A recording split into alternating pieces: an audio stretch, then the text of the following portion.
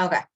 So I'm really excited today to welcome you to this amazing event, revitalizing your life through friends, family, health, nutrition, to find happiness and better hormones. So what? I know when I hear the word hormones, especially in emails and especially on book covers, I avoided it for a very long time because I resented that, like, I should have to think about my cycle. I don't know why, but I resented it personally. Um, and I was like, I should be okay all the time. This is really not fair. And I don't really want to believe in PMS, and I don't really want to believe in these things. And I don't want to believe that I have to change everything like according to the week of the month. That seems really silly to me. And the more that you continue to work on these things and doing these things, so what happens is that you become aware that you don't have to run your whole life around what day you are in the month, but whether you recognize it or not, it's true anyway. It's true anyway that we go through patterns and we go through cycles, and ignoring it really isn't empowering. When things are working and we feel like things are going great, it's because we are in sync with our hormones and we are in sync with what's happening to us. Can anybody relate to this? Anybody relate to what I'm saying here? That you were like, I don't want to have to think about these things. Yeah? Okay. So I hope I'm not going to make it too strenuous to think about it today. And instead, I want to empower you, like I've slowly empowered myself, of noticing when everything was really working. It's because I was in more alignment with these things, sometimes by accident and sometimes intuitively, because as women, we have an amazing power of intuition when we listen to our heart and when we listen to our body, which for so many of us, we're told to ignore and get our jobs done. So giving ourselves permission again, leader. Is this class run for people who are menopausal? Yes. So if you came in late, this is 100% relevant to anybody who's menopausal. We still have the same hormones after menopause as we do before. And we also still cycle with the ups and downs of our hormones. It's just actually based on the cycle of the moon. And you didn't think you needed to factor this in at age 64. You do, especially in the context of what we're talking about. Because who here notices that they have extra weight as they get older, right? Have extra weight on us as they get older. So no matter what your sex hormones and whether you have ovaries or not ovaries, you still produce estrogen, you still produce testosterone, you still produce oxytocin, you still produce tons of hormones in your body. And this is totally relevant for you. It's not just about your menstrual cycle, though it's just part of our natural cycle as women. So here's something really interesting. So I lost 80 pounds 6 years ago. I started 7 years ago. It took me 18 months to about 2 years, and I've kept it off since. And what I've been trying to lose weight for years with moderate success, not with no success, but with moderate and very frustrating levels of success. And I've talked about this before, where I was eating really, really healthy, but I was under so much chronic stress that I really wasn't having weight loss, and I wasn't being able to really make the progress and change my body the way I wanted to. And then to where, you go on Weight Watchers, you go on these diet plans, and you can eat whatever you want, but you have to restrict your calories, and you can eat all the junk food and you lose a little bit of weight, but then you're really not happy, and you don't deal with the stress, and you don't deal with relationships, you don't deal with all that other stuff. And what changed for me was, as I became a holistic nutritionist and got very healthy and was working on my relationships and all my other stuff, I still wasn't really losing weight. And it wasn't until I found my mentor, Alana Molstein, with To Be Mindset, where she gave me this food journal, that at the same time, I worked on becoming a certified life coach and continue to do continuing education as a holistic nutritionist, that all of a sudden these lights started to go off. I also, all of a sudden, I'd always exercised, but I found fitness with a group of women that continued and continued and continued and continued. And that was really exciting. And all of a sudden, like the habit of daily exercise, which I'd had for years of walking or doing other things, all of a sudden was different. And I was seeing even better results. And I would still go through months without any results. Months. I went through a period of 6 months after I lost the first 40 pounds before I saw any more progress on the scale. But I lost inches, but on the scale, I saw no progress. But I started reorganizing my finances, but on the scale, I saw no progress. But one of my kids had a ADHD breakdown and she had to start on medication, but I saw no weight progress, but I was still doing all the same things. All of a sudden, shifted, and I kept losing another 30 pounds. All of a sudden, again, I had 3 months up and down, up and down, up and down.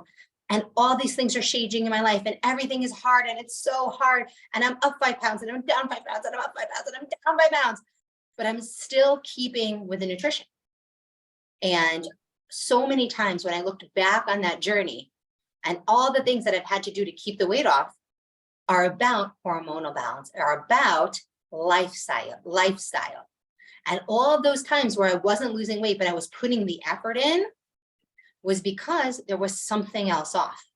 There was something else off and I had to work through it. But I didn't know how to work through it. I had to figure it out in the very, very messy way. And so I hope tonight I can give you guys a few tools to work through the stuff that you have to work through as you're working on your nutrition so that your lifestyle is less stressful and you're able to see greater weight loss in the future, greater weight loss today, and why we care about weight loss. We care about weight loss not just because we want to feel attractive, and if we're carrying extra weight, we feel less attractive, but because the older we get, we know that it makes us feel off. Anybody feel off when they're carrying an extra 20 pounds? Like something is off. And this is your feminine intuition telling you part of what's off is your hormones. Whenever we are carrying 20 plus pounds of extra weight, it affects our blood sugar, which is a hormone with insulin. It affects 2 more hormones, leptin and ghrelin. That means how hungry we get and how satisfied we are from what we eat. It affects cortisol. That's the hormone that's released when we're stressed and creates fat storage. It affects our estrogen and progesterone. Those are some of the sex hormones. And these hormones really contribute to weight gain or losing weight, not just to how good we feel overall. Testosterone also leads to the entire state of hormonal health in our body, our energy, our mood, everything. And when we're carrying extra weight, that extra weight releases its own hormones. It actually releases more estrogen, and that can create mood swings. It can create emotional instability. It can create decreased libido. It can create fatigue and low energy. It can create estrogen dominance, where all of a sudden we are feeling stressed and needy and annoying, and everything is annoying us all the time. It also creates inflammation in the body, which can mean old injuries all of a sudden become worse. You know, small problems from our youth all of a sudden become big problems in our body. And we can get autoimmune issues and all kinds of other things as we get older. And a lot of this comes from the extra fat tissue that we're creating. So when someone says, I'm in a bad mood because I have an extra 20 pounds, believe them. It's not that they don't think they look pretty. I'm sure they're beautiful. It's that there's a hormonal change that's happening from the extra weight that they're carrying. And it's why sometimes when we have a very fast weight gain, we feel this release of like negativity. And when we have a really like great weight loss, we feel this sense of optimism because actually on a hormonal level, things are changing. It's not just we think we look better. Really on a physiological level, things are changing. So I want to pause here and I want to share with you one of my a story from a client I had named Nitsa a few years ago, and her change in her hormones, her change in her lifestyle, her change in her life while working on these things. But I wanted to first pause here and kind of hear from you guys. Has anybody felt any of these things I'm talking about? And would you feel comfortable for a minute? You know, you can write in the chat, raise your hand and unmute, but can you relate to this is real? The feelings that you're feeling are real. It's not just you look in the mirror and you don't like what you see, but you don't know why you don't like it, because there's something inside that just feels more negative when you've put on weight versus feeling more positive when your weight's shifted. Does anybody feel like that? Can anybody relate?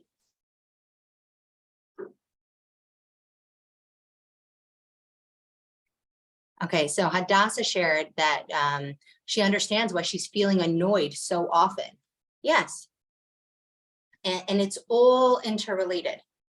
So we're going to talk a lot about hormones. We're going to talk about how to use your relationships with your family and your friends and your food and your fitness to all the F's. We're going to F it. We're going to F it. What's it called? What we're going to do is we're going to talk about all that stuff, but I want you to know one thing. All the work that you're going to do to balance your hormones in terms of how you work on your relationships, how you communicate, how much sleep you get, all that stuff is also only going to be effective if you're eating well. I said to somebody in the room, I won't call her out right now today, I said, you know that feeling when everything else in your life is going well, but you ate poorly and so you still feel bad physically? And you know that time when you're eating well and you feel like I should be happy, I'm eating well, I look good, everything on that level is good, but there's some other crisis and you're still not happy?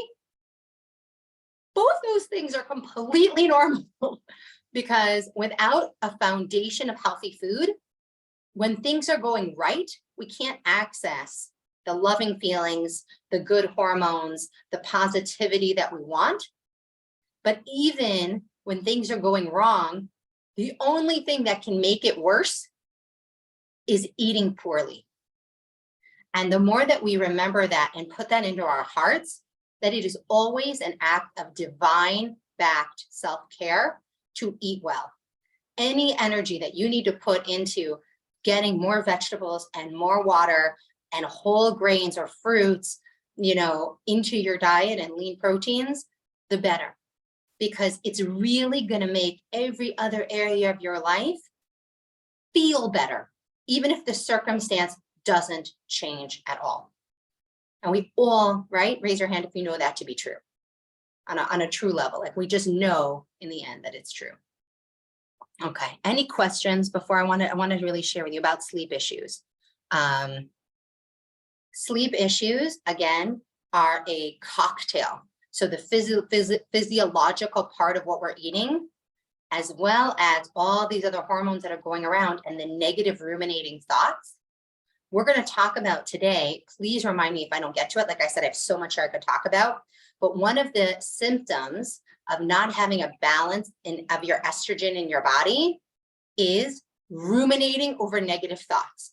I thought that was like something some self-help book was supposed to fix for me. I thought, yes, I can like write down, I can journal my feelings, I can do all these things. And they said that's going to fix the ruminating negative thoughts.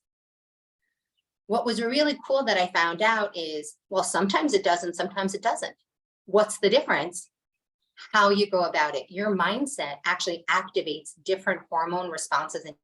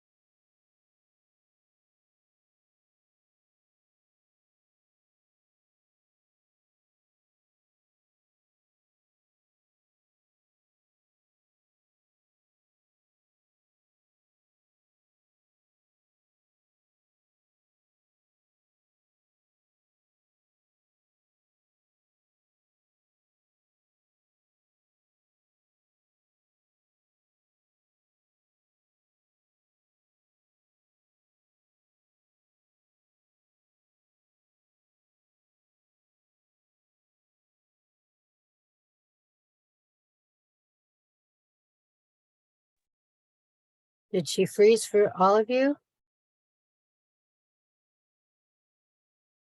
For me, she's frozen. She's not even Okay. in the room. Okay, she was. Yeah, she left because she froze. Yeah, gonna she's come back in. rebooting whatever is the problem.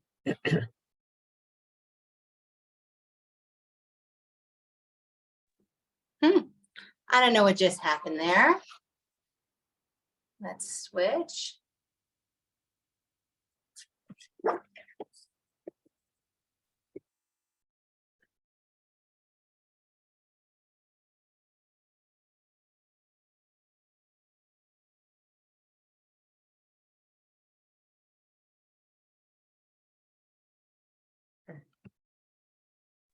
Everybody, can you still hear me? We're good? Okay. I don't know what happened, but I lost you for a minute.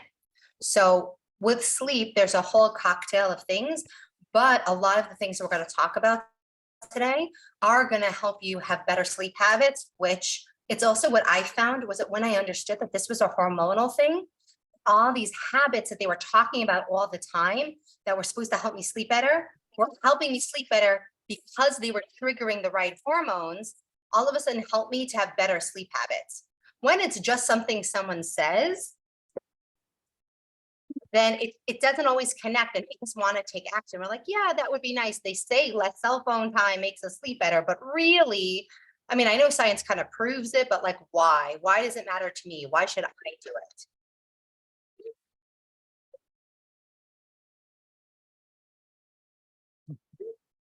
Okay.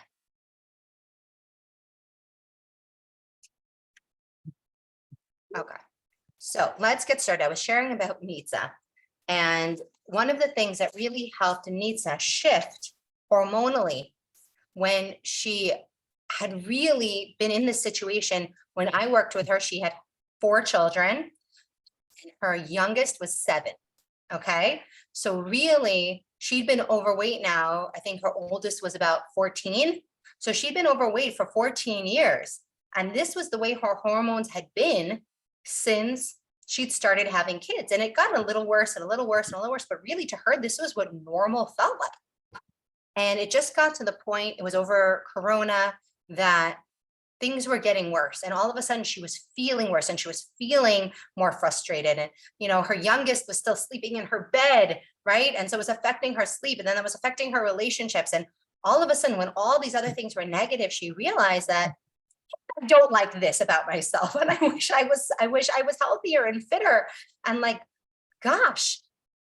And she wanted to work on that. So one of the first things that we did was, of course, to have her drinking more water and eating more vegetables. But the other thing that we did was have her take 5 minutes a day to herself early in the morning. And this is someone who really, her kids had to drag her out of bed. She was not a morning person. She was staying up way too late on Netflix, right? Not getting great sleep. But 5 minutes a day of meditation with a positive affirmation for somebody who was not into meditation, who hated meditation, who was not connected, but we found the right one. We gave it a week and we tried 4 different meditation apps, meditation systems, till we found one that was only 5 minutes and that really worked for her. And once she was able, guys, this took a week to find one that she liked, that she looked forward to, all of a sudden, something special changed. And I want you to write this one point down because this is something I want you to remember. When a woman is anticipating being supported, anticipating a positive result, anticipating a relaxing vacation, it creates a positive balance to her hormones and reduces her stress. Everybody agree with that? When you are feeling, anticipating positive emotions, positive activities, positive results, it lowers a woman's stress. It does this by generating estrogen and progesterone. Estrogen and progesterone. And this is no matter whether or not you have at any point of a woman's age or cycle or whatever. No matter what age we are, we love to anticipate good things. This is part of why, if I can add in a little sprinkle of Jewish philosophy here, why women have the power of anticipating the Mashiach more than anybody else. Because when we anticipate good, it really lifts up everybody and makes them healthier. So by anticipating when she would go to bed at night that she was going to get 5 minutes by herself in the morning, she was able to start, and she just felt so much more positive. And instead of the evening being this very negative cycle of like all this stress eating up from her day, she would start to like be very active of, I want to go to bed because I want to get up early because I want to do this exercise. I want to go for a walk outside in nature and I want to do my 5 minutes of meditation. And instead of it being a chore, it was very positive, and that created a whole evening of better sleep. Because instead of ruminating over all the things she didn't do that day, she was ruminating on positively anticipating the next day. Then when she woke up in the morning and she actually got that time, she was able to feel more positive and make better eating choices. Then the water and the vegetables and the healthy food felt easier. We've all been in that place when good things are happening. It feels easier to make good choices. But over time,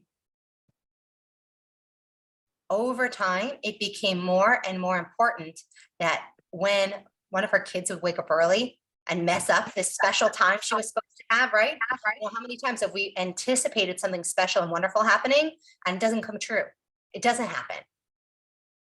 But knowing that most of the time it is going to happen, she was able to be resilient, and she was able to make the time later in the day or let it go and work through her feelings and get to that place of compassion for herself. It wasn't her fault that she didn't get to do it, and able to come back.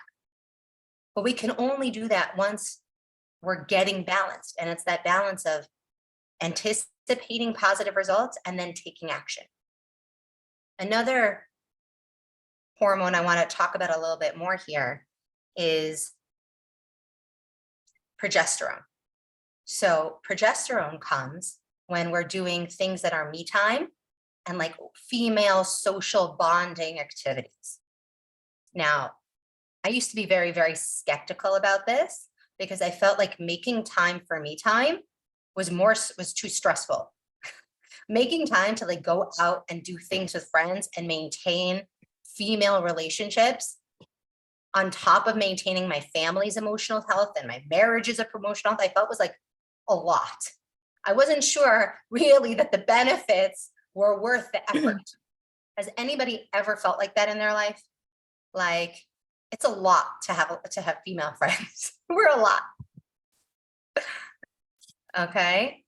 But through going to group fitness classes online, through being a part of certain, forums because of work, I started to make these specific friendships. And all of a sudden I started having an accountability buddy for this class I was taking, right? I started having an accountability buddy for this money class I was doing. Or I had the accountability buddy to share my food journal with every day. And all of a sudden we were talking not just about our food or our money, but we were talking about all these other really deep things in our life. And my stress was going down. And then even when I didn't have a day of doing the thing I was supposed to do and be accountable, because I had someone to talk about it with who was a peer, not a coach, not somebody else, just somebody to talk to, it lowered my anxiety, it lowered my stress, it lowered my cortisol, which is another hormone. And I found that over time, I was seeing more progress. I was seeing more results. Because women need progesterone and the more social, positive time and activities and me time self-care activities create progesterone in the body. But we can only get it if we do those activities feeling calm. If we are at a women's social event and our head is worried about our sick kid at home and our work deadline, we don't get any of the benefits, even though we made ourselves show up. Right? Who feels like this is intrinsically true? So no matter what age we are, what we actually need more than amazing couple time is enough girlfriend time, is enough peer support time, is enough group time to just talk about what's happening, talk about our feelings, talk about why we're eating the way we're eating, talk about what's happening with our kids, and that lowers our stress. And then here's the magic. Progesterone in women is what we need to make testosterone. The more testosterone we make, which is the go-getter, male, accomplish, delay gratification, woohoo, right? Like storm the castle hormone.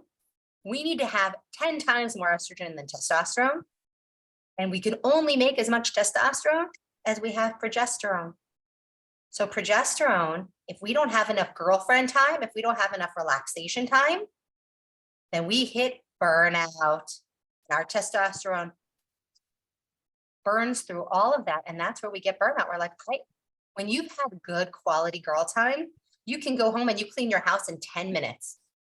When you have a lot of organizing to do and you've just come back and you're all relaxed and you put your music on and you're dancing, it flies by.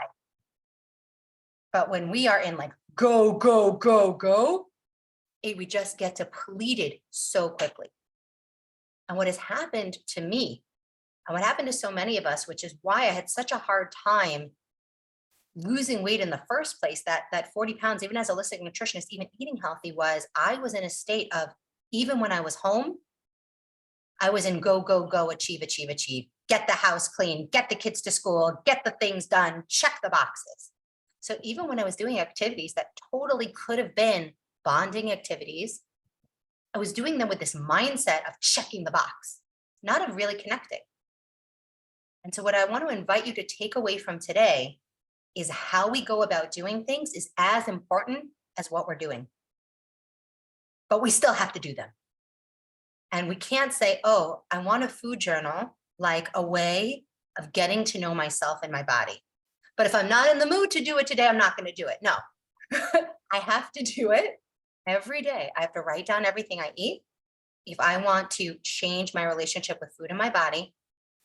But on the days that I don't like what I'm writing down, I have to be willing to sit with those feelings, and I have to be willing to talk about them with my accountability buddy and take all that stress and frustration and disappointment and allow it to be and increase my positive female hormones. And all of a sudden, my stress at the same circumstance will decrease, and my ability to go and do and make a change will increase. And that's what happened to Nitsa. As she started eating better, she started really showing up better at work. And then she was showing up better at work. And she was like, wait, but now I'm struggling when I finish work to relax at home. And I really want to get that nighttime snacking under control, because now I'm like, go, go, go at work, but I can't transition. And one thing that we learn from hormones is that when a woman is in testosterone go mode, it's really hard to reconnect to her feminine self, to her feminine hormones, which allow her to relax. She very often needs somebody else to be that bridge. So if she's in a committed, intimate relationship, that person can have a special kind of conversation with her that I like to call a heart talk.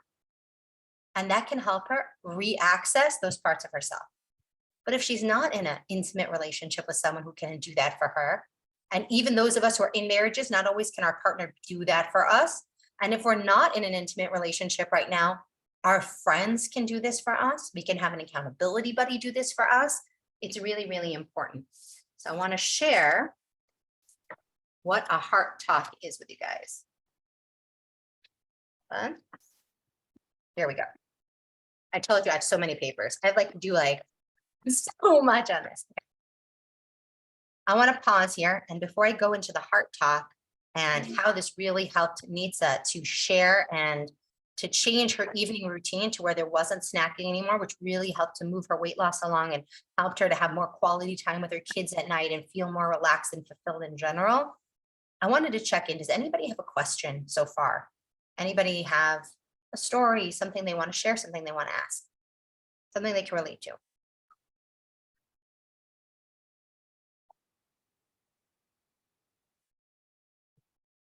Okay, put it in the chat if you think of something as we're talking. So heart, H-E-R-T, you're going to want to write this down. H is to harmonize our feelings. Start by just sharing your feelings without guilt and shame, using I statements, without blaming, without criticizing yourself or someone else. I feel so overwhelmed. I feel like I didn't get enough help today. I feel like the house is so messy. I feel like there's so much to do for Shabbos. I feel worried. How are we going to pay for this bill or go on this vacation? I feel. Then move into expressing your needs. E, H, harmonize with your feelings. We are how we feel in that moment. It's overwhelming us. Accept it. Right now in this second, I am stressed. But what am I stressed about? E, express your needs. Clearly communicate your needs and desires related to the situation at hand. Be specific about what you want to see happen and what kind of support you want in general. Because remember, this could be your spouse that you're talking to or your partner, or it could be a friend. We always think that someone else could solve the problem for us and we'd feel better, but we don't feel better when that happens because there's always more problems. We just fill up our plate with more problems. So really express your needs clearly. So what that could look like is start with, I am so overwhelmed. The house is so messy and there's so much to do. I really need to get some sleep tonight. And I really need to feel like the house is a nice reflection of me when Shabbos comes and we're having guests. And I really need that everything is boxed up and easy to move. And I really need that when the grandchildren come, I'm not too tired to play with them. And I really need to get my paycheck and know I did a good job today. What can anybody do to support me? Like, just tell me I'm good enough. Tell me I'm doing a good job right now. Tell me it's going to be okay. Whatever support you need, that's about you, not about how someone else can just solve all the problems. Then A, active listening. Practice active listening by actually giving whoever you're talking to, because no one just wants to listen to you talk for 30 minutes. Even when you're talking to a friend, there's a give and take. Pause and actively listen to the other person. Maintain eye contact. It will lower your stress. Try to avoid interrupting. That's your brain thinking about what you want to say, and that is only stressing you out more. A heart talk is about opening up our heart again and allowing more positive flow of emotions and hormones to come so that the same circumstance is less scary and stressful. And then we're able to connect, which allows us to then take more positive action. So H, harmonize with your feelings, I am statements. E, express your needs, clearly communicate your needs and desires related to the situation, but not asking the other person to fix things for you or it's their fault. Active listening, give them a turn to talk. Listen, make eye contact. Now R, resolve together. Engage in a collaborative discussion to find mutually beneficial solutions. How many times have you been stressed at something and your friend who you talk to, she's not even in your field, but she had something else that she says, and when she talks it out with you, all of a sudden you have some new creative idea. When women are working collaboratively, it creates more progesterone, which helps to lower their stress. The more progesterone we have, the more we are able to access testosterone and take action and get the next thing done and get out of that stuck place. I called this workshop Getting Unstuck. Find solutions that can address not just your needs, but also the needs of other people around you. Okay, when you're talking to your friend and it's because the house is messy or you're worried about paying the bills. Okay, how can I support you? What else is going on? Oh, okay. How can we also make sure your kids have the shoes that they need, or that your husband has this thing that he needs, or that your son gets the thing that he needs? And you get what you want. Now you'll have a collaborative discussion that is helping multiple people. Hold on. Nein, Mamele, ich kann sie nicht. Ich habe jetzt eine ganz lange Zeit Parkplatz gesucht. Who's in Es here? ist sehr, sehr schwer zu finden. Who else? Who am I not seeing? Ronit. Okay, got it. Yay. The last one here is resolve together. We said that resolve together, collaborative discussion. T, thank and appreciate. We always want to end a heart talk by expressing gratitude and appreciation for your partner, your friend, your accountability buddy's willingness to listen and understand you. And come on, how many of you, when you feel seen and heard, nobody even needed to solve your problem for you, all of a sudden it's like, oh, right? When you feel seen and heard, it's like, ugh, and the cravings for different foods dissipate. And the frustration with the other things in your life dissipate. The circumstance didn't change, but your hormonal response coming from your body changes because of the way you gained in that behavior. Now we can have a conversation with friends and with spouses, and we can, instead of having a heart talk, we can have a testosterone talk where we go from mildly annoyed to complete burnout meltdown. Anybody ever had one of those talks? Right? Where we go straight into testosterone mode and we're like, and you need to do this, and with my kids, and you need to do that, and your room needs to be clean. And if I come, and here's the messy part, for a second, it feels better. For a second, we feel in control. And then we feel terrible. And we feel completely burned out and we hate everybody. And that is because that's not the feminine way to do things. And so the more that we go into that, we burn through all the progesterone in our body. It doesn't matter what a good person you are. I used to think it made me a bad person. I was doing that because there was something wrong with me, but it's not true. I have no more progesterone left. The only thing that makes you feel better in that situation is going to get some me time.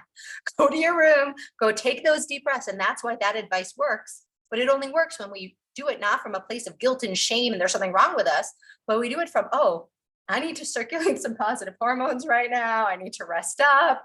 You know, today before this class, I went to the pool this morning. I did a meditation this morning. You know, I had a work day. I played a card game with my kids in between. All of a sudden, those things used to stress me out. Now, when you understand your hormonal cycle, you're like, oh, if I don't want to be so depleted at the end of the day, I actually need to schedule little me time breaks in the middle of the day. And then same amount of stuff gets done, but I'm a different person at the end of the day, and I'm not in the pantry. Whenever we feel that sense of gratitude, it's really how we cap off. So if you're in a physical relationship and you're in the same room, this is where a hug is the absolute best way to end this. If you can even do this, have this kind of talk with a child, an older child, or at the end of the day, you can even do this with God. By the way, I know people who unfortunately don't have a lot of great people in their life, or even people who do. And this heart talk is the way they journal. It's the way they journal. They start out, it's called rage on a page. And you just dump all the negativities. I feel this, and I feel this, and this is frustrating, and this is frustrating. And then you tell God what you want. One of my good friends, Batchen Grossman, talks about having a conversation with God instead of your husband and doing a heart talk with God. And you tell him everything you need because he can actually fix it. So you can say, and I would really love your support with all this stuff.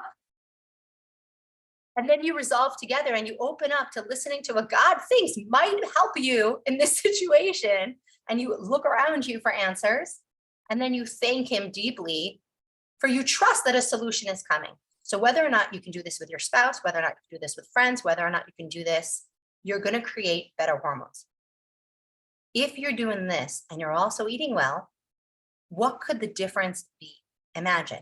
So many times when we're struggling to eat well and we're struggling to even have the effort to food prep, when we food prep in order to lose weight in a very aggressive way, we feel in control for a minute, but we burn out and blow up. When we food prep, oh, I want to nourish my body. This is collaborative between me and the food. And we're like kind of in a more zen place. We can do the same and we just don't hit burnout. We just are like, oh, and okay. And I ate the food and I did it and it was no big deal. That's what the zone feels like. So whenever we're getting into that really aggressive place, we just want to be really gentle with ourselves and be like, oh, that means I probably need more me time or girl time. And if I can't transition out of it, that's really where we need estrogen. That's where we need couple time. That's where very often we need help or a burst of oxytocin, which is a reward, a anticipated pleasure.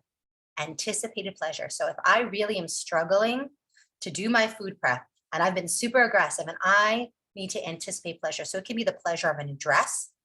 It can be the pleasure of the anticipated pleasure of feeling attractive. It can be the anticipated pleasure of seeing a weight loss. It can be the anticipated pleasure of dancing freely at my child's wedding, feeling amazing in this dress. It can be the anticipated pleasure of an upcoming vacation and knowing I can ride a bike and not feel self-conscious. But women, we're physical beings, and it's okay if some of your anticipated pleasure that will get you to do the immediate thing is physical, and I'm going to look amazing and I'm going to feel great and I'm going to get myself this new thing. One of the things that Nitsa did that was really effective in helping her create a workout habit was something I shared with her that also worked for me. And that's, she wasn't somebody who did her nails or really she just wasn't so into her appearance for years. The whole time she was having babies, like she liked to look nice and she'd get a new headdress at some point and she had nice-ish clothes, but really she didn't spend a lot of money on it. She didn't spend a lot of time on it. She didn't spend a lot of thought on it.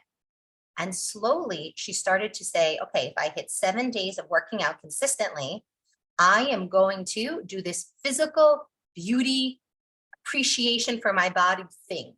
And then it became 2 weeks and then it became 30 days. And she stayed with that habit. She's 3 years kept her weight off so far since I last spoke to her, right? Which was like a few months ago. But she still rewards herself with a manicure or a facial, and she anticipates it every day when sometimes she doesn't want to work out, but she anticipates the pleasure. And after she's worked out, she's always glad she did, right? We all know that feeling. We're always happy we did it afterwards. So a heart talk harmonizes our feelings, expresses our needs, actively listens, resolves issues collaboratively, and expresses gratitude. Okay, we have 10 minutes left. I want to stop here. I have so much more I can cover, and I really want to take questions. And then I promised I'm going to turn off the recording, and I have a really special bonus for anybody who is here live. So a lot of people registered for the recording and not all of them were able to make it live. And we're going to do that for an extra 10 minutes at 5 o'clock. But now I want to open for Q&A. So if you haven't been on video, please feel free to come on video or to write your questions into the chat. Now is the time. Mir, are you unmuted? Would you like to ask a question? I don't have a question, but I want to understand that I have the right statement. Sure. So the answer to balancing my hormones is taking care of me. Is this taking care of you in multiple ways while eating well? Yeah. Taking care of you, having a balance of me time, female group time, and if possible, pursuing an intimate relationship time, okay? Or God, and eating well. Because when the eating is not where I like to call plate it, right? Where we're having 50% of our plate vegetables, and I have a whole thing for what plate it stands for, and we're having appropriate protein and appropriate healthy fats and appropriate whole grains, beans, lentils, fruit. When our body isn't getting the right nutrients, then we are not able to access all those hormones appropriately. And the more weight you lose, the easier it is to balance your hormones, because you're not fighting excess estrogen that your fat tissue is making, and it's not impacting, all these other areas that then make us overcompensate in other areas. And we feel off. So the more we eat well and the more we take care of ourselves and the more we make social time and, right, also that testosterone take action, together it creates a positive self-affirming cycle that balances your hormones while you lose weight and gives you more fulfillment in your intimate relationships.